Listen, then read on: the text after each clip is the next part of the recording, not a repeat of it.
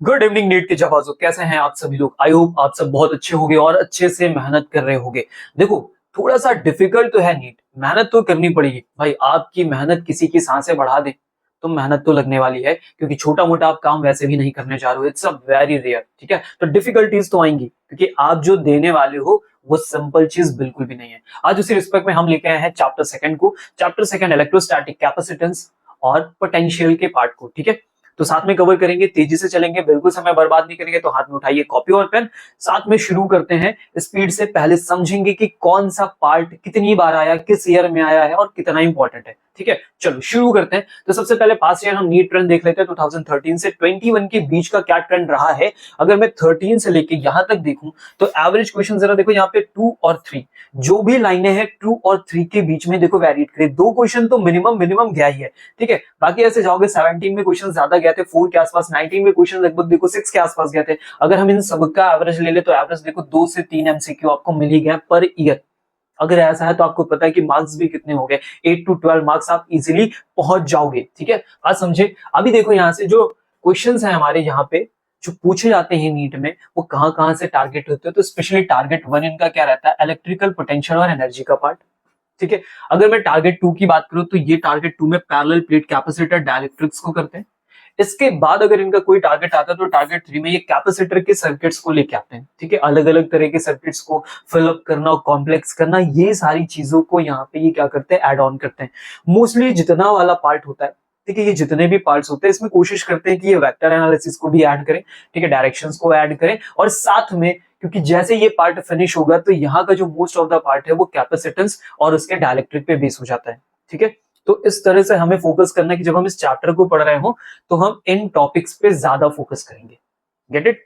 चलो आगे बढ़ते हैं, स्टार्ट करते हैं अपनी कहानी को। तो सबसे पहले बात करेंगे इलेक्ट्रिक पोटेंशियल और इलेक्ट्रिक फील्ड में, ठीक है। एक बेसिक सा रिलेशन दोनों के बीच में चलता है, थोड़ा सा डिफरेंस पहले समझना हमारे लिए जरूरी है। क्या सबसे पहले अगर मैं नेचर की बात करूं तो इसका बिहेवियर कैसा होता है, स्केलर, और इसका बिहेवियर कैसा होता है, वेक्टर होता है, ठीक है। अगर हम डेफिनेशन में चले तो व्हाट इज द पोटेंशियल, तो work done to bring unit charge from infinity. V is equal to क्या मिलेगा हमें, W by Q, simple. Okay, अभी हम चलते हैं स्लोप पे। The slope is equal to minus dV by dr। वो यहां से हम इसका रिलेशन हमने ऑलरेडी पहला चैप्टर में भी पढ़ा था, is equal to minus dV by dr। आपको पता है कैसे काम करता है। फॉर्मूले में चलेंगे तो 1/4 by epsilon not Q by r, और यहाँ के फॉर्मूले में आएंगे तो 1/4 by epsilon not Q by r square. केवल एक r का टर्म क्या करेगा, वैल्यूट करेगा, ठीक है। इस तरह से इनके बीच में रिलेशन बिहेव करता है। अभी अगर इस मैप की हम बात करें तो यहाँ पे देखो पॉजिटिव चार्ज रखा और ये फील्ड लाइंस क्या हो रही है, आउटवर्ड डायरेक्शन में जा रही है, दिख रही है आपको। अगर मैं इन दोनों को आपस में कंबाइन करके रिलेशन बताने की कोशिश करूं तो electric field is always in the direction of decreasing potential. Electric field उस डायरेक्शन में मूव कर रही होगी जिस डायरेक्शन में हमारा जो पोटेंशियल है वो ड्रॉप कर रहा होगा, ठीक है। ऑलरेडी पीछे भी सीखा था और हमने इसे फिर से सीख लिया। Get it. चलो शुरू करते हैं, धीरे धीरे एक एक बेसिक को टच करते हुए ही बात करेंगे। सबसे पहला थ्रेड जो हमारे सामने है वो क्या पूछा जाएगा क्वेश्चन में, ध्यान से देखो। If potential in volts in a region is expressed as V x y z 6xy minus y plus 2yz, the electric field in at point 1,1,0 is। मुझे ये क्वेश्चन बताना है। ये क्वेश्चन ऑलरेडी सेम ऐसा ही क्वेश्चन हम already पिछले lecture में discuss कर चुके हैं और फिर से इसे हमें डिस्कस करना है। तो हमने बात की थी कि जैसे ही ये V की वैल्यू गिवन हो और हमसे रिलेशन इलेक्ट्रिक फील्ड का पूछे तो आप सीधे सीधे जंप कर जाओगे is equal to minus dV by dr के पार्ट पे, ठीक है। फिर आप देखोगे कि कौन सा टर्म किससे रिलेटेड, जैसे ये x वाले पार्ट से, ये y वाले पार्ट से और ये z वाले पार्ट से। तो इन पार्ट्स को हम ब्रेक करेंगे 3 में, dV बाय dx में, फिर dV बाय dy में, और after then dV by dz में, ठीक है। हर उस पार्ट का कंपोनेंट यहाँ पे लाके रखेंगे, डिफरेंशिएट करेंगे और डिफरेंशिएट करने के बाद जो भी रिजल्ट होगा वहां पे हम इन वैल्यूज को ले जाकर क्या कर देंगे, पुटअप कर देंगे। क्या बात समझे, ये हमारा कॉन्सेप्ट था। अब आ जाओ सॉल्यूशन पे। तो ध्यान से देखो, solution is equal to minus dV by dr, ठीक है। फिर हमने इन कंपोनेंट्स में ब्रेक कर दिया, x i direction, y z direction में और ये k डायरेक्शन में। आफ्टर देन हमने क्या किया, यहाँ पे ले जाके इस वैल्यूज को हमने पुट करना स्टार्ट किया। वैल्यूज हमने ले जाके क्या कर दी, यहाँ पे पुट कर दी। अब जैसे आप वैल्यूज को पुट करोगे फिर क्या करोगे, डिफरेंशिएट करोगे। जैसे आपने डिफरेंशिएट किया, जो भी रिजल्ट आपके आए वहां पे 1 1,0 जो भी वैल्यूज है उनको लाके पुट किया एंड फाइनली हम अपने आंसर तक पहुंच गए। क्या बात समझे। तो हमें बस ध्यान क्या रखना है कि जैसे ही ऐसे दो नाम आएंगे तो ये रिलेशन कंपलसरी हो जाएगा। समझ गए, चूकना नहीं है ऐसे क्वेश्चन में। अब आप लोग बात कर लेते हैं, ये क्या आपको दिख रहा है, एक इलेक्ट्रिक डायपोल है जिसे हमने कहां पे रखा हुआ है, एक यूनिफॉर्म इलेक्ट्रिक फील्ड में रखा हुआ है। अब जब हम इस डायपोल को यहाँ पे क्या करते हैं, रोटेट कराते हैं, तो ऐसी कंडीशन में जो भी हम वर्क डन करते हैं ना रोटेशन, वो सब पोटेंशियल एनर्जी के फॉर्म में क्या होता है, सेव हो जाता है। कितनी एनर्जी यहाँ पे आएगी, तो माइनस पीई कॉस थीटा। ठीक है, हम कॉस थीटा का पार्ट हटाएंगे तो इसके बीच में क्या लगेगा, डॉट। क्या बात समझ गए, अगर साइन थीटा होता तो यहाँ क्या लगा होता, क्रॉस लगा होता है। ठीक है, अब ये एनर्जी मुझे याद होनी चाहिए, तो ध्यान से देखो, अगर हम बात करते हैं स्टेबल इक्विलिब्रियम की, ऐसे क्वेश्चंस पूछे जाते हैं, एमसीक्यूज में भी मिलते हैं, रीजन एसोसिएशन में भी मिलते हैं, इक्विलिब्रियम बेस्ड क्वेश्चन होते हैं, तो ध्यान से सुनना। अगर जब भी बात हो स्टेबल इक्विलिब्रियम की, इसका मतलब आप समझना कि थीटा इज इक्वल टू क्या है, 0 डिग्री। थीटा की वैल्यू वहां पे 0 डिग्री पुट करोगे और आपको एनर्जी क्या मिल जाएगी, मिनिमम माइनस पीई मिलेगा। माइनस पीई की जो वैल्यू होगी वो आपको क्या शो कर रही होगी, मिनिमम एनर्जी को, क्योंकि आंसर कैसा मिल रहा है आपको, नेगेटिव पार्ट में मिल रहा है। ओके, अभी जब हम बात करेंगे जीरो एनर्जी पे, तो थीटा कहां कितना होना चाहिए, 90 डिग्री पे होना चाहिए। जैसे थीटा 90 पुट करोगे, रिजल्ट पूरा cos 90 का कितना होगा, 0। तो एनर्जी यहाँ पे हमें क्या मिल गई, 0। अभी चलते हैं मैक्सिमम की तरफ, और जैसे आप मैक्सिमम की तरफ जाओगे तो ये अनस्टेबल इक्विलिब्रियम को शो करना देखेगा। समझना, कोई भी इक्विलिब्रियम मुझे अचीव करना है तो वो दो तरह का होता है, स्टेबल और अनस्टेबल। स्टेबल का मतलब होता है कि उस ओरिएंटेशन पे ले जाके रख दे तो अब वो वहां से मूवमेंट ना करे। ऐसा कब होगा, जब उसके ऊपर एनर्जी नेगेटिव होगी, मतलब वो बाइंड होगा कि खुद से कुछ नहीं कर सकता, ऑलरेडी वो माइनस एनर्जी में। समझ गए, तो स्टेबल इक्विलिब्रियम देगा। जब उसके पास एनर्जी एक्सेस में होगी तो वो फिर किसी की क्यों सुनेगा, तो ऐसी कंडीशन में वो कहां पे जाएगा, अनस्टेबल इक्विलिब्रियम में जाएगा। क्या बात समझ गए, तो जैसी वैल्यू को मैं थीटा इक्वल टू 180 पुट करता हूं, थीटा 180 -1 देगा और होल रिजल्ट कैसा, पॉजिटिव पी में आ जाएगा। पीई वो भी पॉजिटिव का मतलब एक्सेस ऑफ एनर्जी मेरे पास ज्यादा है, तो मैं वर्क डन करूंगा, फिर मैं तुम्हारी क्यों सुनूंगा। समझ गए बात को। ओके, सिस्टम रूल क्या है, याद रखना इस बात को। ठीक है, for an attractive system you is always negative. जब भी कोई अट्रैक्टिव सिस्टम हमें मिल जाए तो समझना उसके बीच में हमेशा यू की वैल्यू आपको नेगेटिव मिलेगी। फॉर अ रिपल्सिव सिस्टम, कोई सिस्टम ऐसा हो जो रिपल्सिव बिहेवियर कर रहा हो, ऐसी कंडीशन में यू इज ऑलवेज पॉजिटिव। उसका यू हमेशा कैसे मिलने वाला, हमको पॉजिटिव मिलने वाला। ठीक है, ये इंपॉर्टेंट बात है, इसे नोट करके लिख लो। गेट इट, चलो बढ़ते हैं आगे अगले पे। अब बात करेंगे व्हाट इज द ट्रैप। तो क्वेश्चन आ गया, the work done in moving a charge of 5 coulomb from a point at 100 volt to another point 200 volt। ठीक है, मुझे एक चार्ज को 100 वोल्ट से कहां लेके जाना है, 200 वोल्ट तक लेके जाना है। ठीक है, कितना अमाउंट ऑफ चार्ज है आपके पास, 5 कूलम का चार्ज है, तो यहां से वहां तक मुझे मूव कराना है, तो मुझे क्या फाइंड करके देना, वर्क डन। अभी वर्क डन का फॉर्मूला जब हम लिखेंगे तो हम क्या लिखते हैं, change in potential multiply by given charge, जिस चार्ज को हम लेके मूव करने वाले हैं। ठीक है, क्या बात समझ गए, सिंपल है। तो डिफरेंस निकाल लो, वैल्यू रखो और आंसर आ जाएगा। सॉल्यूशन पे आते हैं, work is the change in the potential energy. अगर ये भूलोगे, ठीक है, ये मान लो फॉर एग्जांपल आप भूल गए कैसे होता था, तो अगर अब मुझे डेफिनेशन भी आती है तो हम चीजों को क्रैक करेंगे, इसलिए डेफिनेशन इंपॉर्टेंट होती है। Work is the change in potential energy. समझ गए बात को। ओके, तो वर्क डन का फॉर्मूला लिखा Q into delta we, V2 minus V1 लिखा, 200 पे लेके जाना है, इनिशियल हम 100 पे थे, हमने कैलकुलेशन किया, रिजल्ट हमारे पास क्या आया, 500 जूल का। हमें चाहिए होता है हमेशा पोटेंशियल डिफरेंस। ठीक है, समझ गए, जैसे ये मिलेगा आपका रिजल्ट आपके हाथ में होगा। बहुत बेसिक सा था, आप सबको आता होगा, लेकिन याद करना क्यों जरूरी है, पता होना क्यों जरूरी है, क्योंकि ये हमें बेसिक कॉन्सेप्ट में ही फंसाते हैं। ओके, नाउ अब हम लोग आते हैं पैरेलल प्लेट कैपेसिटर में। ठीक है, तो ध्यान से देखो, ये हमारे पास दो पैरेलल प्लेट्स हो गई, और इन पैरेलल प्लेट के अंदर जब हम चार्ज को स्टोर करते हैं, ठीक है, तो देखो ये इलेक्ट्रिक फील्ड लाइन के फॉर्म में चार्जेस यहाँ पे आ गए। जैसे चार्ज स्टोर करोगे तो वो अंदर क्या फॉर्म करेंगे, फील्ड लाइंस। तो these are the field lines, दिख रहा है सबको easily, this is the area A. अब इसके अंदर कितना इलेक्ट्रिक फील्ड होगा, जो save is equal to sigma by epsilon not. ठीक है, ये रिजल्ट हमें यहाँ से देखने को मिलता है। ठीक है, पैरेलल प्लेट के बीच में जो स्टोर होता है। ओके, अब यहाँ पे आ जाओ, जरा चार्ज और वोल्टेज का रिलेशन देख लेते हैं। तो C इज इक्वल टू क्या होता है, Q बाई V होता है। ठीक है, capacitance as the charge to voltage ratio, get it, C is equal to Q by V। अभी आते हैं मास्टर इक्वेशन पे, जो हमें ज्यादातर अपने फॉर्मूलों में एज अ पैरेलल प्लेट के लिए यूज करनी है। तो C is equal to epsilon not A by D का पार्ट है। ठीक है, वो हमें क्या करना है, यूज करना है, जहां पे D क्या होती है, डिस्टेंस होती है, एप्सिलॉन नॉट की परमिटिविटी, A क्या हो गया, उनके पैरेलल प्लेट का एरिया हो गया। Capacitance is proportional to the area and the inversely proportional to the separation. ठीक है, इस बात को रखना। अभी इसमें सबसे इंपॉर्टेंट क्वेश्चन क्या पूछा जाता है कि ध्यान से देखो, अभी आप यहाँ पे एक बहुत बेसिक सा ट्रैप बनेगा जिसमें तुम फंसोगे। क्वेश्चन क्या आता है कि अगर हम Q की वैल्यू बढ़ा दें, हम V की वैल्यू बढ़ा दें, या फिर किसी भी तरह से इन दो पार्ट में चेंज करें, तो C के पार्ट में क्या चेंज होगा। और ऐसे कंडीशन पे आपका आंसर होता है देयर इज नो चेंज। फिर आप कहोगे सर ऐसा क्यों, क्योंकि देखो V तो इनवर्सली प्रोपोर्शनल है, Q तो डायरेक्टली प्रोपोर्शनल, तो फिर C में क्यों चेंज नहीं हो रहा। तो ध्यान से समझो, ये जो फॉर्मूला बना है ना, ठीक है, इसमें जो Q और V जो आ रहे हैं वो सी पे डिपेंड कर रहा है। ठीक है, समझना, ये जो क्यू वाला पार्ट आप देख रहे हो ना, ये क्यू कितना आएगा कितना नहीं आएगा वो ऑलरेडी सी पे डिपेंडेंट है। वो सी पहले से बता देता है कि हम इतना चार्ज स्टोर कर सकते हैं। अब आपका मन नहीं कि आपने चार्जेस बढ़ा दिया तो सी भी बढ़ना शुरू कर देगा। नो, क्या बात समझे? सी जो है उसके अकॉर्डिंग इस पे चार्ज स्टोर होगा। तो कभी भी अगर कोई चेंजेस तुम्हें देखने को मिलेंगे तो वो इस फॉर्मूले से देखने को मिलेंगे। इस बात को आप याद रखिएगा। क्या बात समझे? आप इस फॉर्मूले को याद रखिएगा कि epsilon not A by D का ही रिजल्ट होगा जो भी वेरिएशन हमें मिलेगा। Are you getting my points? A change करोगे तो चेंजेस आएंगे, डी चेंज करोगे तो चेंजेस आएंगे। ये क्यू और वी से कोई चेंजेस नहीं आएंगे। समझ गए बात को? ओके, एनर्जी स्टोरेज में आ जाते हैं। टोटल एनर्जी क्या स्टोर होती है? U is equal to half C V square, आप चेंज करोगे तो Q square by 2c। Okay, energy density important होती है, ध्यान रखना, U is equal to half epsilon nought E का स्क्वायर। ठीक है, ये हमारे फॉर्मूले हैं और इन्हीं पे हमें अभी कोई ना कोई क्वेश्चन मिलने वाला है। तो चलते हैं, शुरू करते हैं फिर अपने क्वेश्चन पे। क्या लिखा है? If the plates of a parallel plate capacitor connected to a battery are moved close to each other, parallel plate capacitor है और अभी किसी बैटरी से कनेक्ट है और हमने क्या किया? Are moved close to each other, हमने उनकी प्लेट्स को क्या किया है? थोड़ा सा क्लोज किया है। जैसे ही आप ये करोगे तो फिर क्या चेंजेस देखने को मिलेंगे? तो सबसे पहले अभी जो हमने फॉर्मूले पे बात किया वो फॉर्मूला क्या है हमारा? तो C is equal to epsilon not A by D. और अभी हम डी को क्या करने जा रहे हैं? क्लोज करने जा रहे हैं। मतलब डी क्या होगा? डिक्रीज करेगा। ऐसी कंडीशन में रिजल्ट देखो साफ साफ कह रहा है कि सी को इंक्रीज करना चाहिए। अभी ऑप्शंस में आते हैं।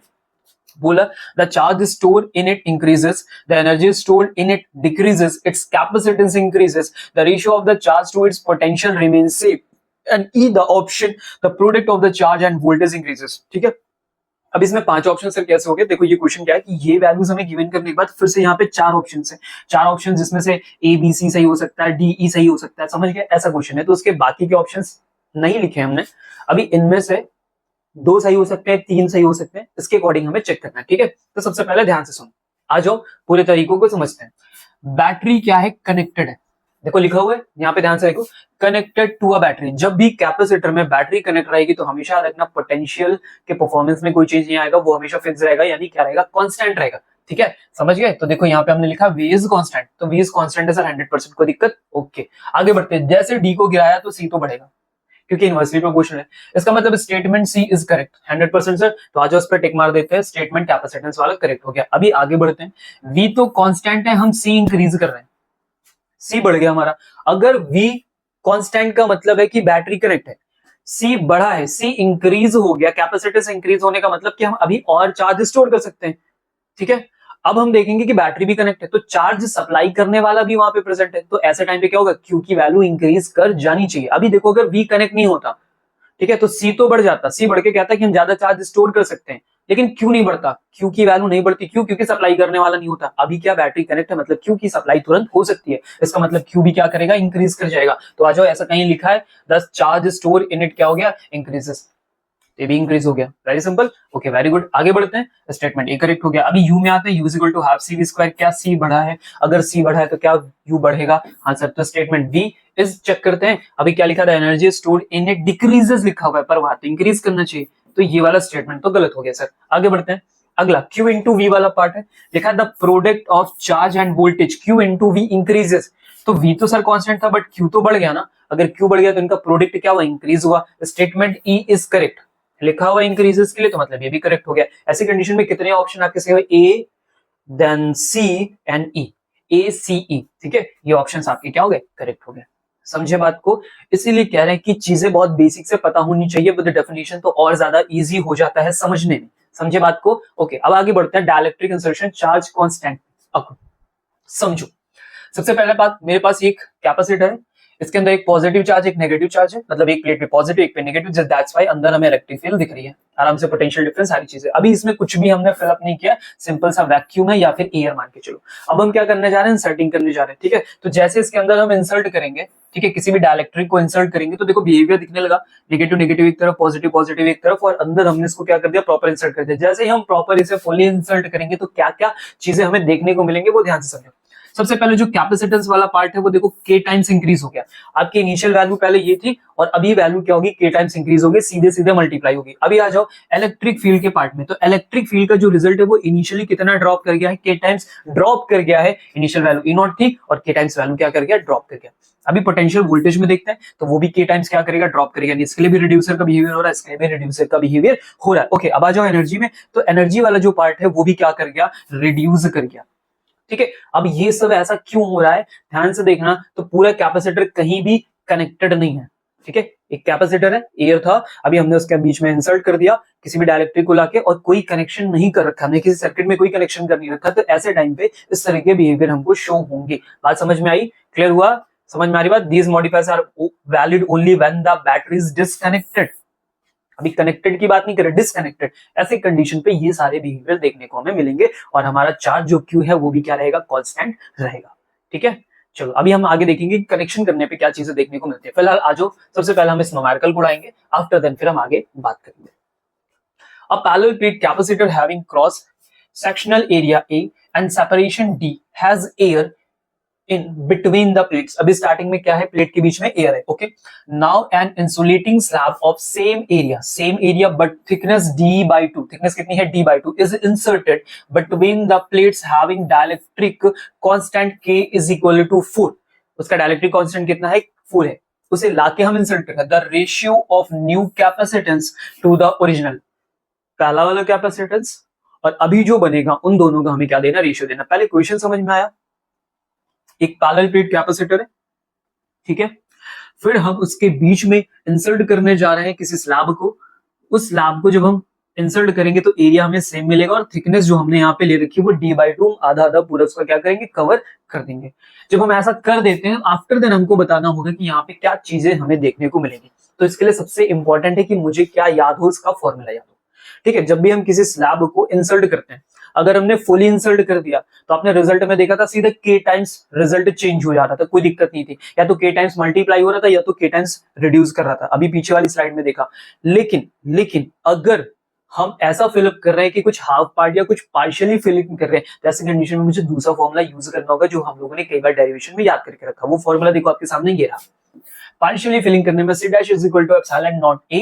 अब देखो d से माइनस करेंगे d माइनस T plus T by K, ये वाला पार्ट हमारे पास एडिशनल ऐड होके आएगा, ये हमें याद रखना है। समझ गए बात को, सिंपल है, clear, are you getting my points. Okay, अब चलते हैं सब्स्टिट्यूट करते हैं, वैल्यू पुट करने की कोशिश करते हैं। व्हाट इज द t, तो t वो थिकनेस है जिसमें तुमने लाके फिलिंग की, तो कितनी फिलिंग की भाई, d/2 की। k की वैल्यू क्या है, 4 हमने लाके रखा d/2 और फिर k। ठीक है, सारी चीजें हमने यहाँ पे लाके पुटअप कर दी। Okay, clear. अब हम आगे बढ़ेंगे, स्टेप 2 में जाएंगे, इसे इवॉल्व करेंगे, मतलब सिंपल सा इसका सॉल्यूशन करेंगे। आफ्टर देन पूरा सॉल्व करने के बाद हम फाइनली इसका रिजल्ट दे देंगे। क्या बात समझ गए, d/2 and this is the result. तो सिंपली आपको करना क्या है, ऐसे ही वर्क करना है, चीजें लाके पुट करनी है, ठीक है, वैल्यू पुट कर देनी है। समझ गए, कहीं कोई कंफ्यूजन तो नहीं है। d/2 यहाँ रखा, फिर t की वैल्यू d/2 रखा, फिर k की वैल्यू 4 थी तो 4 2 8 हो गया, फिर हमने एलसीएम ले, ठीक है, 5 8 8 एंड समथिंग लॉक दैट। फिर ये इनिशियल मेरी वैल्यू आ गई। अब जब मैं फाइनल वैल्यू में जाऊंगा तो मैं इसकी फाइनल वैल्यू क्या लिखूंगा भाई, तो ये स्टार्टिंग में जब एयर था तो इसमें क्या रहा होगा, ये रहा होगा। अभी दोनों का मुझे क्या करना है, रेशियो, तो ये वाला पार्ट दोनों से कैंसिल आउट हो गया और 8:5 बच गया। सिंपल, समझे बात को, क्लियर है। ओके, आगे बढ़ते हैं। देखो हमारा जो टारगेट है इस टाइम पे वो आपको सॉल्यूशंस कराने या प्रैक्टिस, देखो वो तो ऐसे कहो कि है ही, पर उससे भी ज्यादा इंपॉर्टेंट है कि क्वेश्चन को देखकर तुम्हारा माइंडसेट क्या है। आप क्वेश्चन देख के पहचानते हो तो इसमें फॉर्मूला क्या अप्लाई करो, क्योंकि शुरुआत बहुत ज्यादा जरूरी है। तो अभी हम फोकस इस बात पे करके तुम शुरू तो कर पाओ। ठीक, नीट जैसे बड़े एग्जाम में तुम बैठने जा रहे हो और तुम, क्योंकि ऑलरेडी तुम्हारे दिमाग में कि यार ये बड़ी चीज है, भारी चीज है, और फिर अगर शुरू ही नहीं कर पाओगे तो कैलकुलेशन एंड ऑल तो ही बात की बात होगी ना। समझे बात को। तो अभी हम आपको सिखा रहे हैं कि क्वेश्चन मिले तो क्या ट्रैप होते हैं, वो किस तरह से पूछते हैं, क्या टाइप्स होते हैं, तो आप उसके लिए तैयार रहो। ऐसे क्वेश्चन जैसे दिखेंगे आप हमला कर दो, फिर तो बाकी कैलकुलेशन आप कर लोगे। समझ गए बात को। अभी हम कैलकुलेशन एंड ऑल चीजों पे फोकस नहीं कर रहे हैं, हम फोकस कर रहे हैं आपको सिखाने पे। समझे बात को, कि क्वेश्चन देखते ही आप कैसे अप्रोच करोगे, कैसे क्वेश्चंस मिलेंगे, क्या गलतियां होंगी, तो कहां तुम्हें तैयार रहना, वो सारी चीजों पे हम काम कर रहे हैं।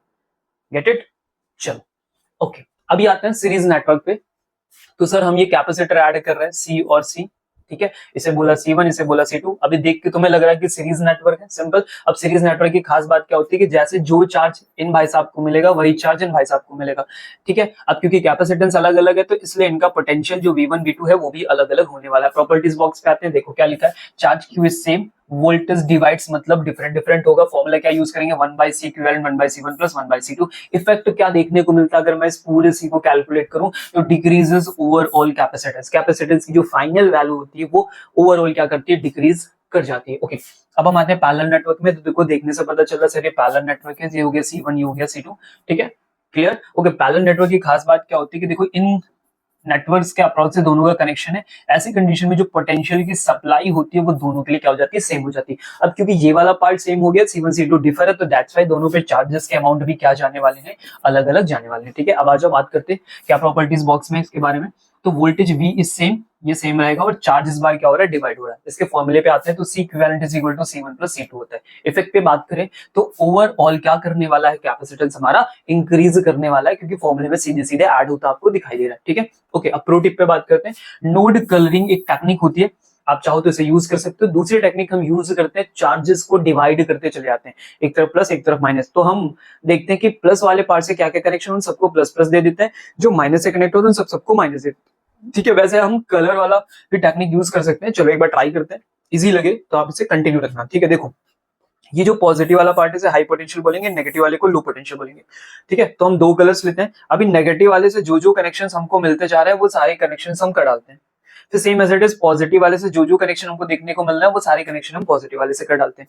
इससे मुझे पता चल जाता है इधर पॉजिटिव उधर निगेटिव, उधर पॉजिटिव उधर निगेटिव, ठीक है। और उसकी हेल्प से हम क्या करते हैं कि पहचान पाते हैं कि कनेक्शन मेरा सीरीज की तरफ जा रहा है या फिर पैरेलल की तरफ जा रहा है। क्या बात समझे, क्या बात समझे, are you getting my point. ध्यान से देखो, अगर मुझे पैरेलल सीरीज पहचानना है तो ध्यान समझना। देखो ये एक एंड पॉइंट ए है, ये एंड पॉइंट बी है, इस एंड पॉइंट ए से ये कनेक्शन है, इस बिंड पॉइंट से ये कनेक्शन है। अब सेम एंड से देखो दूसरा कैपेसिटर की भी प्लेट कनेक्ट है, मतलब सेम एंड पे कनेक्शन तुमको देखने को मिलेंगे। अभी और होते तो और भी ए बी पे ही कनेक्ट होते, तीसरा चौथा पांचवा जितने आते सबके एंड ए और बी पे मिलते। ऐसा जब देखने को मिले समझ जाना पैरेलल है।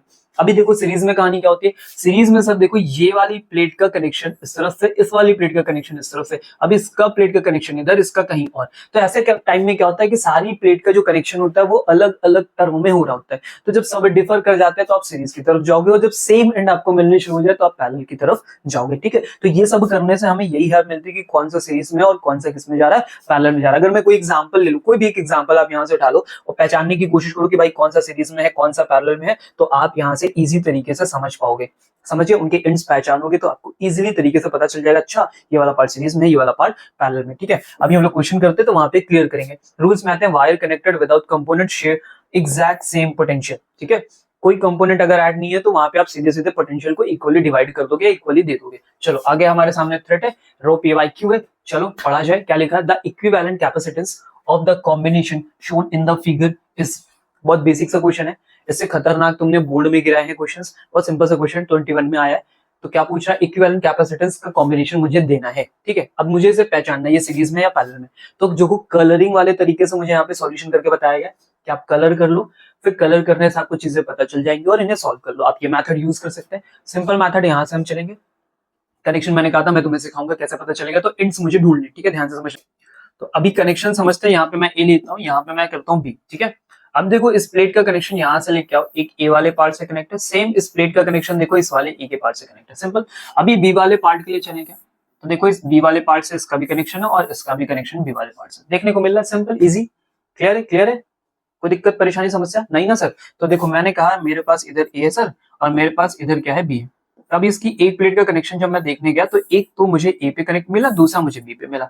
वापस मैं अपने सेकंड वाले पार्ट के लिए गया तो उसका भी एक कनेक्शन मुझे इधर देखने को मिला, उसका अगला कनेक्शन इधर देखने को मिला, सिंपल। अभी देखो एक और कैपेसिटर है, और अगर तुम ध्यान से देखोगे तो ये कैपेसिटर भी वापस ए और बी के बीच में कनेक्ट है। यहाँ से देखो, अगर मैं इसका एक कनेक्शन, फॉर एग्जांपल इसका मैं एक कनेक्शन इस तरफ से लेता हूं और दूसरा वाला कनेक्शन मैं इस तरफ से लेता हूं, या फिर आप ऐसा समझो ए और बी ऐसा डिवाइडर बिहेव कर रहे हैं, तो सी कैसे हो गया, फिर से उनके पैरेलल में कनेक्शन, मतलब एक प्लेट का कनेक्शन इधर से, दूसरी प्लेट का कनेक्शन इधर से, तो वापस कनेक्शन सर मुझे ऐसे देखने को मिल गया। सी सी सी किस में दिख रहा है, सारे पैरेलल में, और सारे पैरेलल में दिख रहा है तो आपको क्या करना है, सी प्लस सी कर देना। फाइनल आंसर मुझे क्या लेके जाना, 3C, that's it, get it, simple. Okay sir, चलो बढ़ते हैं आगे।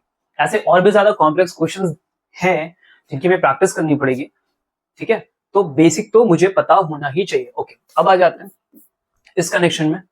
इससे रिलेटेड क्वेश्चंस बोर्ड्स में थोड़े कम थे, क्लासेस में थोड़े कम मिले, लेकिन यहाँ पे ज्यादा देखने को मिलेंगे, इसलिए तैयार रहना। अभी समझो कि मेरे पास एक टैंक 1 है, एक टैंक 2 है जो नैरो है, एक वाइड है। यहाँ चार्ज Q1 फिलअप है और यहाँ पे चार्ज मेरे पास Q2 है, ठीक है। जैसे मैंने हाई पोटेंशियल बोला, इसे मैंने लो पोटेंशियल बोल दिया, ठीक है। हाई पोटेंशियल को हम ऐसे सिंबलाइज कर ले जाते हैं पॉजिटिव से, लो पोटेंशियल को सिंबलाइज कर ले जाते हैं नेगेटिव से, ठीक है। अभी इनके बीच में मुझे क्या करना है कि चार्जेस फ्लो कराने की हाई से लो की तरफ भाई हम चार्ज लेके जाएंगे। तो ऐसी कंडीशन में क्या क्या चीजें हमें देखने को मिलेंगे वो ध्यान से समझने की कोशिश करना, ठीक है। क्लियर हुई बात? तो हम यहाँ पे पढ़ते हैं when capacitor are connected charges flow until potential equalize. Charges कब तक दोनों के बीच में फ्लो होंगे? जब तक दोनों का ही पोटेंशियल V नहीं हो जाता, ठीक है। अब मुझसे कोई क्वेश्चन पूछे कि इस V की वैल्यू बताओ, किस V की वैल्यू पे दोनों चार्जेस के बीच में फ्लो स्टॉप हो जाएगा, तो मुझे वो V की वैल्यू कैसे कैलकुलेट करनी है? तो V is equal to total charge divided by total capacity. अभी टोटल चार्ज कितना है? तो भाई ये वाला Q1, ये वाला Q2, अपॉन में टोटल कैपेसिटी मतलब इसका C1 और इसका C2, ठीक है। तो टोटल चार्ज कैसे निकालेंगे? तो Q is equal to Q1 is equal to C1V1, Q2 is equal to C2V2, net capacity C1 plus C2। ये वैल्यू जैसे ले जाकर रखोगे आपको नेट V की वैल्यू मिल जाएगी, जिसपे ये लोग क्या करने वाले हैं, रुकने वाले हैं। वो कॉमन वैल्यू यहाँ से कैलकुलेट करके हम दे देंगे, ठीक है। ओके, अगली बात समझो कि जब हम चार्जेस को फ्लो करा रहे होते हैं तो at that time charges flow करते वक्त थोड़ा सा एनर्जी लॉस करते हो। एनर्जी लॉस किस फॉर्म में होता है? हीट के फॉर्म में होता है। तो वो भी मुझसे क्वेश्चन में पूछा जाता है कि what is the energy loss. तो कैसे निकालोगे एनर्जी लॉस? हाफ, हमने क्या पढ़ा है, हाफ CV², ठीक है। सेम वही चीज लिखी हुई है, बस थोड़ा सा देखो, हाफ CV² ही लिखा है, बस कुछ ऐसा लिखा है क्योंकि अभी इधर से उधर ट्रांसफर हुआ है तो चेंज इन पोटेंशियल का स्क्वायर, ठीक है। ये C की वैल्यू, बस कुछ मुश्किल नहीं है, हाफ लिखा। अभी दोनों का नेट C क्या है? दोनों का जो हमारा नेट C का वैल्यू वो क्या है? तो C1 C2 अपॉन में C1 प्लस C2। सर ये कैसा है? 1/C1 प्लस 1/C2 करके आया, ठीक है। क्लियर है? सीधे सीधे कनेक्ट है बिल्कुल। एक कैपेसिटर सर ऐसे है, दूसरा कैपेसिटर ऐसे है। अब इनके बीच में चार्जेस चल रहे हैं, ठीक है, फ्लो कर रहे हैं, तब तक करेंगे जब तक इनके पोटेंशियल सेम नहीं हो जाते। तो अभी तुम्हें कैसे दिख रहे हैं? सीरीज में दिख रहे हैं। तो सीरीज का फॉर्मूला लगाया 1/C1 प्लस 1/C2, इनवर्स कर दिया तो C1 C2 plus C1 plus C2 आया। फिर लिखा यहाँ पे V² का मतलब दोनों के बीच में पोटेंशियल डिफरेंस कितना था, तो वो पोटेंशियल डिफरेंस का स्क्वायर कर दिया, ठीक है। तब जाके मुझे क्या मिल जाएगा? ये लॉस मिल जाएगा। यहाँ देखो, energy is always loss as a heat of electromagnetic radiation और electromagnetic radiation during charge redistribution. जब हम चार्ज का रिडिस्ट्रीब्यूशन कर रहे होते हैं, इधर से उधर ट्रांसफर कर रहे होते हैं, तो या तो वो तुम्हें एज अ हीट मिलेगा या फिर इलेक्ट्रोमैग्नेटिक रेडिएशन के फॉर्म में आपको देखने को मिलेगा। बात समझ गए? सिंपल याद रहेंगी ये दोनों चीजें, इंपॉर्टेंट है, इन पे क्वेश्चंस आते हैं, बनते हैं, पूछे जाते हैं, ठीक है। ओके, आगे क्वेश्चन पे चलो शुरू करते हैं। सर तैयार हो? Okay. A capacitor of capacitance C is equal to 900 picofarad. What the part of the picofarad, sir? तो जब ये picofarad वाला पार्ट ब्रेक करोगे ना तो 10 to the power minus 12 farad पे पहुंचोगे। तो ये सब भी याद होना चाहिए, तो क्वेश्चंस नहीं होंगे। चार्ज फुली बाई 100 वोल्ट, तो हमने उसे 100 वोल्ट से पूरा पूरा चार्ज कर दिया। भाई हमारे पास एक कैपेसिटर है और हमने कनेक्शन दे रखा है यहाँ पे, ठीक है। हमने यहाँ पे एक कनेक्शन दे रखा है, इसको कितने का दे रखा है? 100 वोल्ट का दे रखा है, एक पॉजिटिव एक नेगेटिव, ठीक है। ऐसे करके इससे हमने इसको फुली चार्ज किया, ठीक है। जब ये पूरा फुली चार्ज हो गया तो आगे बात करते हैं। डिस्कनेक्ट कर दिया, फिर हमने इसको यहां से डिस्कनेक्ट किया कि भाई चलो तुम पूरा चार्ज हो गया, हटो। अब वापस connected to another uncharged capacitor. अब इसको उठा के दूसरे कैपेसिटर के साथ हमने कनेक्ट किया, ठीक है। पहले तो चार्ज किया, फिर ले गए दूसरे वाले के साथ, हमने इसको क्या कर दिया? वापस कनेक्ट कर दिया। तो लो वापस हमने कनेक्ट किया, ठीक है। अब देखो ये इधर उधर से कहीं ना कहीं चार्ज रिडिस्ट्रीब्यूशन की कहानी में पहुंच गया ना, कि कैपेसिटर से ही तो हम चार्ज क्या कर रहे थे? दूसरे वाले को दे रहे थे। एक के पास ज्यादा था, एक के पास कम था, तभी तो चार्जेस जा रहे थे। तो वही कंडीशन हुई, ये पूरा चार्ज है, ये पूरा डिस्चार्ज है, तो अब चार्जेस फ्लो होंगे, तो यहाँ पे हीट लॉस भी होगा, कॉमन पोटेंशियल भी बनेगा। अब डिपेंड करता है क्या पूछते हैं, ठीक है। किसको चार्ज करना है? तो उसकी कैपेसिटेंस की वैल्यू दी गई 900 पिकोफैरेड। ये खुद सर 900 पिकोफैरेड है और वापस इन्हें 900 पिकोफैरेड को ही क्या करना है? चार्ज करना है। मतलब दोनों की जो कैपेसिटेंस वैल्यू है वो क्या है? सेम है। तो क्वेश्चन पूछा था electrostatic energy stored by the system. तो पूरी जो इलेक्ट्रोस्टैटिक एनर्जी इस पूरे सिस्टम में स्टोर होगी वो कितनी हो जाएगी, ठीक है। Electrostatic energy stored by the system कितना होगा? अभी इसका शॉर्टकट भी है। पहले तुमको करना क्या है? इसकी एनर्जी निकाल लो, ठीक है। फिर फाइंड आउट करना है इसके रिजल्ट के लिए। तुम्हें फाइनल आंसर बताना है कि जो नेट रिजल्ट एनर्जी का बनेगा वो कितना होगा, ठीक है। तो पहले आपको इनिशियल एनर्जी निकाल देनी है, इसके बाद फिर इनका नेट कैपेसिटेंस सी निकालना है और उस नेट कैपेसिटेंस के अकॉर्डिंग एनर्जी ट्रांसफर करके फिर डिफरेंस करोगे और आंसर आपका आ जाएगा। चलो आ जाओ, शॉर्टकट मेथड जो हमें सीखना है, बहुत सारी चीजें नहीं, जो करना सीधे वो सीखते हैं। और क्या करेंगे ध्यान से, एक ही लाइन में पूरा पूरा आंसर खत्म हो रहा है, सुनना। When an identical charge capacitor connects to an uncharged identical capacitor, total system energy become exactly half of initial energy। Starting में कितनी एनर्जी थी, बस उसका आधा मारो। तो स्टार्टिंग के निकाल लें, half CV square 900 pico farad minus 12 multiply किया, फाइनल आंसर क्या है 4.5 into 10 to the power minus 6 joule. और इसका सीधे हाफ करो क्योंकि दोनों के बीच में जो ट्रांसफर कर रहे हैं वो सेम वैल्यू का है। ऐसी कंडीशन में देखो एनर्जी फाइनल हमने हाफ कर दी 2.25 into 10 to the power minus 6 joule. Simple, finish. Identical uncharged connection 50% energy का हम ड्रॉप ले लेंगे। आया समझ में आया, क्वेश्चन पूछा जाता तो सीधे 50% एनर्जी का लॉस भी हम शो करते। Get it, are you getting my points? याद रहेगा, अदरवाइज बेसिक मेथड हम यूज करेंगे। चलो अब बात करते हैं थोड़ा सा मास्टर डेटा कोर पे। ये याद करने के कुछ तरीके हैं, तो कुछ मेथड्स आपके सामने हैं जो फेमस है, उनकी हेल्प से हम याद करेंगे। आ जाओ सबसे पहला, ठीक है, मेमोनिक्स में क्या है समझना। यहाँ पे लिखा है queen Victoria Yeats apples daily, ठीक है। अब ये फॉर्मूला किसके लिए हमने बनाया? हमने बनाया सी के लिए। अब देखो ये कैसे अप्लाई होगा।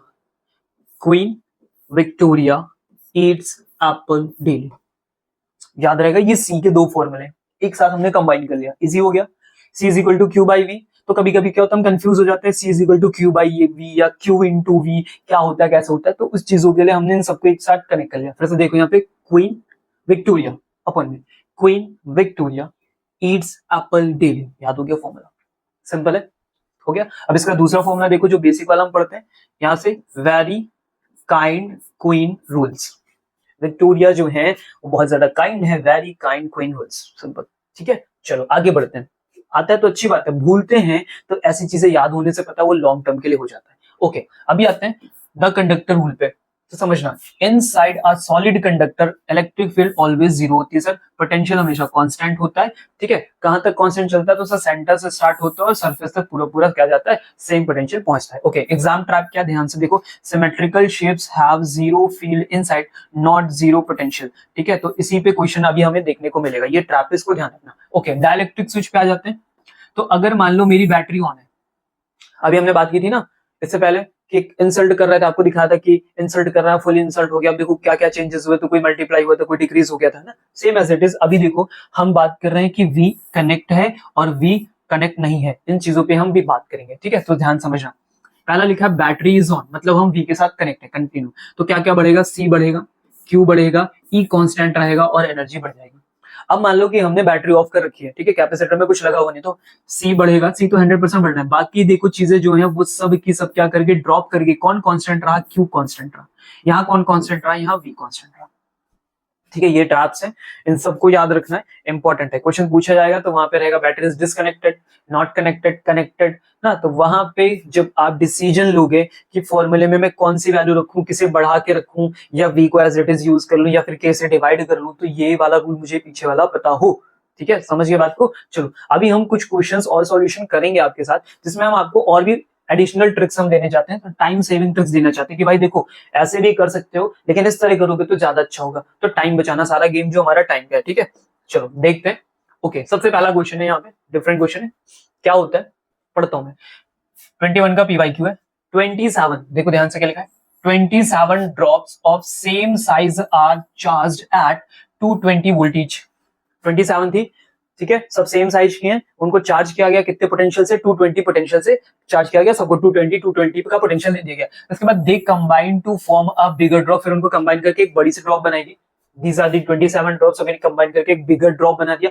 Calculate the potential of the bigger drop, मुझे इसका पोटेंशियल कैलकुलेट करके देना है, ऐसा क्वेश्चन पूछा जा रहा है, ठीक है। पूछा गया है 21 में, ठीक है, रिपीट हो सकता है, कोई बड़ी बात नहीं है। अभी समझो बेसिक मेथड हमारे पास, जो हम स्टैंडर्ड मेथड यूज करते हैं वो क्या है, तो हम क्या करते हैं भैया, कंजर्वेशन ऑफ वॉल्यूम लगाएंगे, ठीक है। हमें पता है कि भाई जितना वॉल्यूम यहाँ पे था सबको मिला के वापस उतना वॉल्यूम इसका भी होना है, तो दोनों बराबर ही होने हैं। तो हम पहले दोनों वॉल्यूम को इक्वेट करेंगे। इन दोनों वॉल्यूम को इक्वेट करके हम क्या करेंगे, इनकी रेडियाई के बीच में रिलेशन निकालते हैं। भाई इसकी रेडियाई स्मॉल आर मान लो और इस वाले भैया की कैपिटल आर, फिर स्मॉल आर कैपिटल आर में रिलेशन लेके आते हैं, ठीक है। इसके बाद क्या करते हैं, कंजर्वेशन ऑफ चार्ज, भाई जितना चार्ज यहाँ था उतना चार्ज यहाँ पे भी होगा। सिंपल सी बात है, डिस्ट्रॉय तो होगा नहीं, हमें पता है कि चार्ज कंजर्व रहता है ऑलवेज, तो वो कंजर्वेशन यूज करते हैं और फिर इसे सब्स्टिट्यूट करोगे पोटेंशियल के फॉर्मूले में के क्यूब आर, और after then you get the answer. Simple सी बात है, बस समय जो है वो 2 से 3 मिनट डिमांड कर रहा है और हमारे पास इतना टाइम नहीं है, हमें तो पर क्वेश्चन बस 1 मिनट से ज्यादा देना ही नहीं, अदरवाइज तो हम पीछे गए।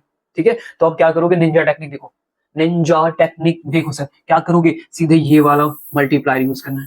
क्या लिखा है, n raise to the power 2/3 multiplier, क्या है n raise to the power 2/3 multiplier, ऐसा क्वेश्चन होगा तो ठीक है। अब यहां देखो formula, v is equal to bigger drop equal to smaller drop multiply by the this multiplier. इधर बिगर रखो जो चाहिए, इधर स्मॉलर रखो, ठीक है, और फिर बीच में मल्टीप्लायर लगा दो। तुम्हें स्मॉलर, तुम्हें बिगर दिया होता, स्मॉलर चाहिए होता तो सेम फॉर्मूला फिर भी ये लगाते। ठीक है, समझ गए, पैटर्न समझ गए। ये मल्टीप्लायर याद कर लो, n raise to the power 2/3, n raise to the power 2/3 लगा दिया। अभी सिंपल कहानी शुरू करते हैं सर। देखो कितनी ड्रॉप थी भैया तुम्हारे पास, 27 लाया, 27 पे 2/3, इसका आंसर कितना आया बेटा, 9 आया। अभी तुमको क्या चाहिए था, बिगर, तो 9 के आंसर से मल्टीप्लाई करेंगे, v का स्मॉल कितना भैया 220 है, तो 9 इंटू 220 कितना है 1980। खत्म होगी सर कहानी। कितना टाइम लगा, 5 सेकंड लिखा हुआ है, फिर भी 5 सेकंड तो बहुत ही कम बोल रहा है, मैं बोल रहा हूँ 25 सेकंड, 30 सेकंड, 40 सेकंड, खत्म तो हुआ ना। 40 सेकंड इज इनफ है भाई, हो जाएगा, 2 से 3 minute, 40 second, simple, finished. Okay, तो मल्टीप्लाई याद रहे तो।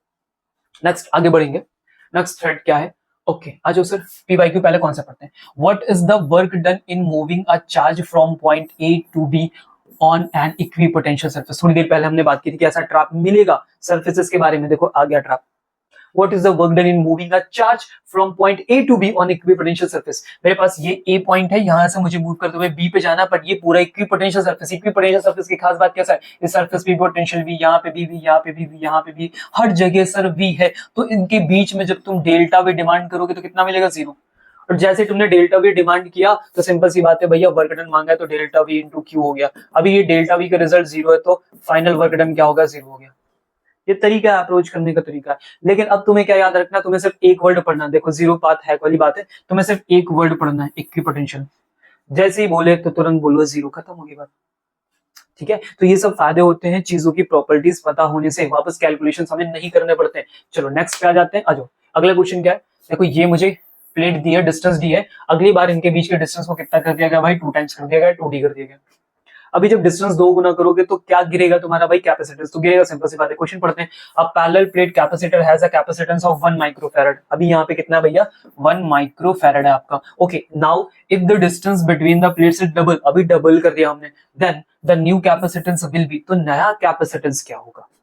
सिंपल है, तो आप क्या करोगे, इस मेथड से जाओगे, पहला फॉर्मूला यूज करोगे, फिर आप डी की वैल्यू को हाफ करोगे, after then you got the answer. मुश्किल नहीं है, मुश्किल से इसमें भी 1 मिनट से कम ही लगेगा। अभी देखो हम यहाँ पे डायरेक्ट क्या करने वाले हैं, आपको और ज्यादा थोड़ा टाइम बचाने की हेल्प करेंगे हम। ठीक है, ऑलरेडी मुझे पता है कि ये सिंपल है, पर अगर हम कुछ हेल्प कर पाए तो ज्यादा बेटर होगा। अभी ध्यान से देखो, प्रोपोर्शनलिटी पॉइंट हम वो ढूंढेंगे जहां से प्रोपोर्शनल का रिजल्ट बनता है। तो हमें पता है कि C is inversely proportional to the D. ठीक है, अभी देखो कि डिस्टेंस को डबल किया है, ये 2 गुना हुआ है तो कैपेसिटेंस सीधा हाफ हो जाना चाहिए। सिंपल सी बात है भाई, जितने टाइम्स यहाँ इंक्रीमेंट होता है उतना डिक्रीमेंट हो जाता है, जितना ही इंक्रीज करता है उतना ही डिक्रीज कर जाता है, सेम कहानी चलती है। तो अगर ये 2 गुना हुआ है तो ये आधा हो जाएगा, तो 1 माइक्रोफैरड से आंसर कितना होगा, 0.5। अभी तुम यहाँ से निकालते वही आंसर आया C/2, यहाँ से भी आ गया 0.5। सिंपल सी बात है इजी। तुम सिर्फ वो फोकस किया जहां से हमें रिजल्ट मिले। तो इस तरह से लोग ज्यादा स्कोर करते हैं। आप सोचते हो ना कि मुझे भी सब आता था फिर भी स्कोर मेरे कम हुए, बाकी लोगों ने कैसे कर लिया, तो ऐसे कर लिया उन्होंने। समझे बात को, ओके क्लियर हुआ, are you getting my points. तो जब हमें चीजें पता होंगी, देखो ये गेम है, ये कॉम्पिटिशन है, समझ गए, तो यहाँ पे विनर वही होगा ना जो बहुत सारी ट्रिक्स आएगा। देखो पढ़ने वाले बहुत सारे लोग हैं, ऐसे जब पेपर में बैठते हैं ना तो सबको आता होता है, हर बच्चे को सब कुछ आ रहा होता है, सबको सारे क्वेश्चन आ रहे होते हैं, फिर भी विनर सारे नहीं होते। क्यों, क्योंकि बाकी चीजें भी एडिशनल लगती हैं। सीट्स आपके पास 500 है, ठीक है, और इसमें हजारों लोगों को सारे क्वेश्चन आ रहे हैं, तो कैसे बैठेंगे वो, पॉसिबल है क्या, नहीं पॉसिबल है। तो वो 500 का सिलेक्शन कैसे होगा, ये ट्रिक से होगा। उन्हें ट्रिक्स आती होंगी, उन्हें मेथड्स आते होंगे, ऐसे मेथड्स आते होंगे जो उन्हें वहां तक पहुंचाएंगे। आपको क्वेश्चंस आते होंगे लेकिन आप ये क्वेश्चन सॉल्व करने में 5 मिनट लोगे, 10 मिनट लोगे, और ये ऐसे कर रहे होंगे, तो सिलेक्शन कौन लेगा, वही ना जो ऐसे ट्रिक यूज करेंगे।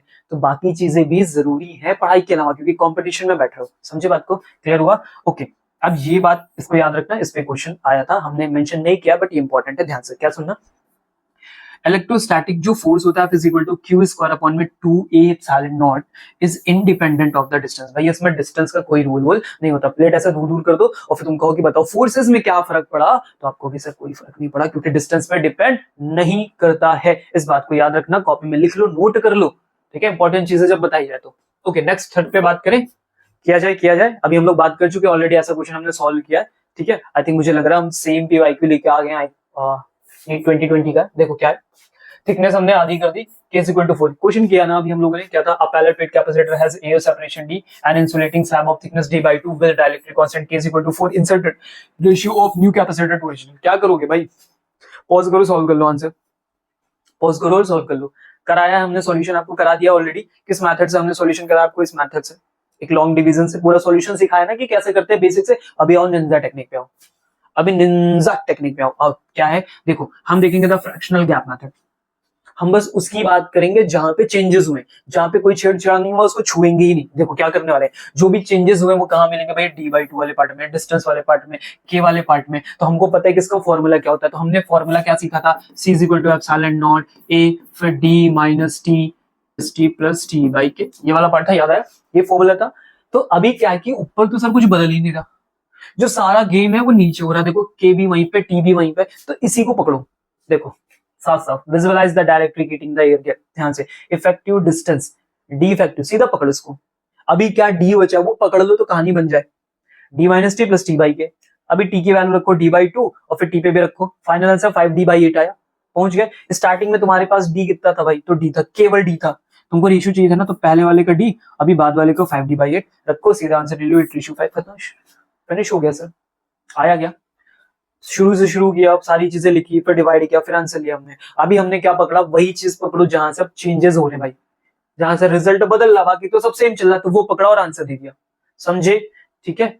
इसलिए मेथड सिखा रहे हैं आपको, याद रखना, मेमोराइज करना। चलो अगला थ्रेट है, देखो भाई कनेक्शंस दिख रहे हैं सीरीज और पैरेलल के। ओके कॉन्सेप्ट पे आते हैं, क्या है ये वाला क्वेश्चन, बड़ा बढ़िया होता है, बहुत मजा आएगा, तुम ये सीख जाओगे। 3 identical capacitors are connected in series में, फिर उनको कनेक्ट किया किसमें, हमने पैरेलल में कनेक्ट किया। What is the ratio of their equivalent capacitance, तो उनके जो इक्विवेलेंट रिजल्ट है उनका आंसर क्या होगा, ठीक है। अब इसमें थोड़ी सी मेहनत लगती है कि पहले भाई हम सीरीज में कनेक्ट करें, फिर उनको ले जाके पैरेलल में कनेक्ट करें, उसके बाद उनके रेशियोस निकालें, ये हम करते हैं। तो देखो यही मेथड है, सीरीज किया, फिर पैरेलल किया, फिर रेशियो दे दिया, ठीक है। लगभग 1 मिनट के अंदर में ये आंसर आ जाएगा। अब उससे भी ज्यादा समय बचाना है क्योंकि स्कोर करना, टारगेट करना, रैंक चाहिए, तो फिर तो चलो आओ निंजा टेक्निक पे आओ। कौन सा रूल भाई, n raised to the power 2, n raised to the power 2 rule. देखो कैसे आएगा, ध्यान से, सीरीज करते हो तो भाई आपको पता है कि कैपेसिटेंस गिरता है, कैपेसिटेंस क्या होता है, गिरता है, लेकिन गलती मत करना, है ना, नहीं तो तुमको सर आपने तो बता देता। देखो यहाँ सबसे बड़ी बात लिखी आइडेंटिकल, इसलिए ये रूल लग रहा है, ठीक है। आइडेंटिकल पे तो 10 है, 20 है, 50 है, तो उतने से डिवाइड कर दो, 5 थे तो 5 से डिवाइड कर दो। उसने बोला 3 है तो c/3 हो गया। अभी पैरेलल में क्या होता है, उतने टाइम्स इंक्रीज हो जाता है, तो n मल्टीप्लाई तो 3 टाइम्स c हो गया, ठीक है। रेशियो लेने आओगे तो जैसे ही इस पार्ट का रेशियो करो, देखो n² आ गया। ये स्पेशली किसके लिए हो रहा है, आइडेंटिकल के लिए हो रहा है। तो सीरीज में c/n, पैरेलल में n × c, उसके बाद रेशियो हमेशा उसका क्या आता है, n² आता है, मतलब इसका रेशियो ही n² है, cp/cs का, पैरेलल अपॉन सीरीज का। सीरीज अपॉन पैरेलल पूछे तब मत ठोक देना, इसको इनवर्स कर लेना, इतना तो मेमोराइज करोगे। रखा है n²। अभी n के नंबर्स कहां पे हैं, तो ये लिखा है सर 3, रखो यहाँ पे 3, रखो यहाँ पे 3 स्क्वायर 9, आंसर हो गया 9, फिनिश होगी कहानी, ठीक है। याद रहेगा ये रूल, सेम आइडेंटिकल वालों के साथ ऐसे आप डायरेक्ट करोगे, आपका आंसर अपने आप आ जाएगा, ठीक है, ज्यादा मेहनत नहीं करनी पड़ेगी। चलो आगे चलते हैं, नेक्स्ट थ्रेट है, सब बड़े बढ़िया थ्रेट है और सबके बढ़िया बढ़िया टेक्निक्स आज आपको हम देके जाएंगे। चलो अभी मेरे पास ये गिवन दिया चार्ज, ठीक है, कितना दिया हुआ है 30,000 माइक्रोकूलम, और फिर यहाँ पे 60 माइक्रोफैरेड लगा हुआ है और 40 माइक्रोफैरेड लगा है, यानी चार्ज वहां तक पहुंचाना है। अभी क्वेश्चन पढ़ते हैं, क्या है कॉन्सेप्ट क्वेश्चन का, देखो। A total charge of 30,000 microcoulomb enters a parallel junction, ये पैरेलल जंक्शन दिख रहा है आपको, with a 60 microfarad and a 40 microfarad branch, इस ब्रांच में उस ब्रांच में एंटर करा। अभी मुझे क्या चाहिए, find the charge on the 60 microfarad capacitor. 60 microfarad capacitor वाले पे मेरे को चार्ज लाके दो, ऐसा क्वेश्चन ने मांगा है, ठीक है। अब बेसिक तरीका समझते हैं, बहुत सिंपल है, बेसिक भी तरीका सिंपल है, लेकिन सिंपल के ऊपर जो टेक्निक है तभी वो निंजा है, समझे बात को। ओके क्या करना है, हमें पता है कि भाई दोनों को वहां पे जब हम चार्ज स्टोर कर रहे होंगे तो भाई साहब ये जो दोनों है ये क्या है, पैरेलल है। अभी पैरेलल की कहानी में क्या होता है, दोनों पोटेंशियल बराबर होते हैं। तो देखो पोटेंशियल की कहानी हमने ले ली। अब फिर हमने V का फॉर्मूला ओपन किया, Q/C। ठीक है, अब तुम्हें यहाँ से क्या चाहिए, जो वैल्यू चाहिए आप कैलकुलेट करो और आंसर ले लो, बात खत्म हो गई। जो भी वैल्यू आए फिर तुम्हें सब्स्टिट्यूट करना होगा और आंसर मिल जाएगी। लेकिन इसका जो टाइम है वो 1 से 2 मिनट है, सिंपल सी बात है। निंजा टेक्निक पे आते हैं। आए सर, क्या करना है, ऐसी कहानी जब भी मिले तो क्या करना, ध्यान से। Charge splits in direct proportional to the capacitance, इस बात को याद रखो। इस लाइन का देखो फिर, charge splits in direct proportion to the capacitance. जितना कैपेसिटेंस है उनका उसके अकॉर्डिंग चार्ज स्प्लिट हो जाता है। कैपेसिटेंस ज्यादा तो ज्यादा चार्ज आएगा, कैपेसिटेंस कम है तो कम चार्ज आएगा। ठीक है, ठीक है, समझे बात को। ओके, अब यहां से फॉर्मूला यूज करते सीधे। Q1 चाहिए मुझे, Q1 चाहिए, ये वाले भैया, वी नीड ओनली Q1। तो कैसे करोगे, Q टोटल जितना हमें मिला है और उसके बाद हम मल्टीप्लाई कर देंगे, ध्यान समझना, उसके बाद हम मल्टीप्लाई कर देंगे जिस कैपेसिटेंस में हमें रखना है। किस कैपेसिटेंस में रखना है, 60 वाले में, divided by net capacitance C1 plus C2। तुमसे 40 वाला बोला जाता, आपसे 40 वाला बोला जाता, आप C1 में क्या रखते, 40 रखते, divided by C1 plus C2। समझ गए। ओके चलो, तो नेट कितना था भैया, 30,000। किस में जाना है, 60 में जाना है, नेट से डिवाइड करो 60 प्लस 40 और फाइनल आंसर आप ले लो। इजी आया। द रेशियो डिस्ट्रीब्यूटर, याद रहेगा, इसको नोट कर लो, इसको दिमाग में रख लो भाई, ऐसे क्वेश्चन मिलेंगे तो तुरंत उड़ाएंगे। यही सब तो क्वेश्चन है जो टाइम बचाते हैं, फिर स्कोर करने का मौका देते हैं ज्यादा आपको। नेक्स्ट अगला थ्रेट है सर, पढ़ा जाए, आ रही मजा आ रही, ओके आएगा सर। नेक्स्ट पीवाईक्यू कॉन्सेप्ट क्या है, a 10 microfarad capacitor is charge to 100 volt. The energy stored in it is, अब इसमें पता है बहुत सारे लोग गलती कर जाएंगे। कैपेसिटर दे दिया, ठीक है, और यहाँ पे दे दिया, हम जाएंगे बढ़िया से को सिंपल, हम क्या करेंगे, हम जाएंगे दौड़ के और हाफ सीरीज स्क्वायर लगा देंगे, आंसर कर देंगे, आपका आ भी जाएगा। बहुत सारे लोग कर लोगे, बहुत सारे लोग सोच समझ के करोगे, गलत नहीं होगा। तो बहुत सारे लोग आंसर रखोगे और गलत हो जाएगा। पता है इसमें सबसे ज्यादा जो चांसेस हैं गलत होने के, वो यूनिट बेस्ड गलतियां होती है, बहुत गलतियां होती है यूनिट बेस्ड, बहुत सारी। और जैसे यूनिट गलत करोगे तुरंत एक ऑप्शन आपसे मैच कर जाएगा, उनको पता है कि यही गलत करते हैं। ठीक है, तो देखो यहाँ पे हमने रखा है कैलकुलेशन किया। अब इसमें देखो क्या गलती लग रही, कुछ नहीं सर, हाफ रखा 0.5, सी की वैल्यू 10 रखी, वी का स्क्वायर किया, 100 का स्क्वायर किया, यही तो दिया था सर, सॉल्व कर लिया, 50,000 जूल आ गया। फिर क्या गलत हो गया, आओ देखो क्या गलत हो गया, जिसे हम बोलते हैं यूनिट ट्रैप। समझ गए क्या यूनिट ट्रैप है सर। देखो आप यहाँ पे क्या रख रहे थे, सी को 10 रख रहे थे, ये माइक्रोफैरड है, माइक्रोफैरड को ब्रेक करो भाई 10 की पावर -6 में, तब जाके बात बनेगी। अभी देखो स्टेप में बस एक स्टेप चाहिए, 0.5 10 इंटू 10 टू दी पावर -6, ये 10 की पावर -6 आप खा रहे थे, जैसे आपने खाने से बचाया 0.005 जूल आपका आंसर आ गया। बात समझी, क्लियर हुआ, are you getting my point. ठीक है, तो ये ट्रैप है, इससे बचना है कि यूनिट गलत नहीं करनी फिलहाल। अब देखो इसका अल्टरनेटिव है, बता रहे दूसरा तरीका सॉल्व करने का।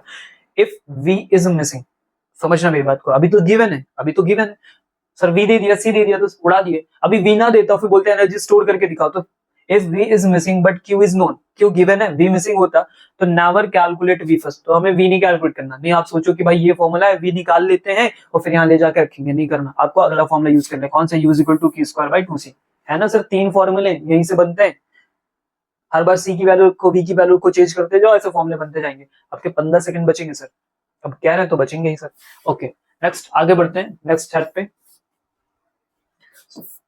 नेक्स्ट पीवाईक्यू, रेडी हो sir. Okay, find the capacitance of two concentric specials of radii E and B। फिर से पढ़ो, find the capacitance of two concentric spherical shells of radii A and B where B is greater than of A। इसके लिए मुझे capacitance चाहिए, पहले वाले के लिए फिर दूसरे वाले के लिए।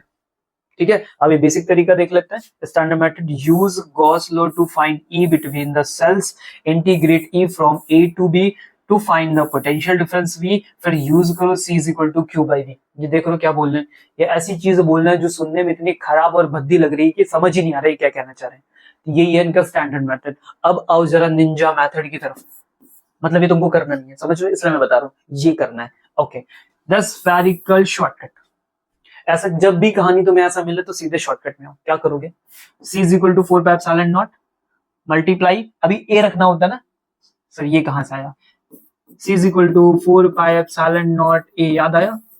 किसी भी स्फेरिकल सेल के कैपेसिटेंस का फॉर्मूला है सर ये फॉर रेडियस।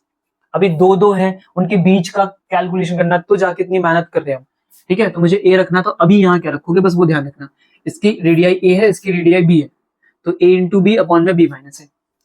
जो बड़ा है सर उससे छोटे वाले को निपटा दो। ऊपर लिखो प्रोडक्ट, नीचे लिखो डिफरेंस, ऊपर लिखो प्रोडक्ट, नीचे लिखो डिफरेंस, बड़े वाले से छोटे वाले को निपटा दो।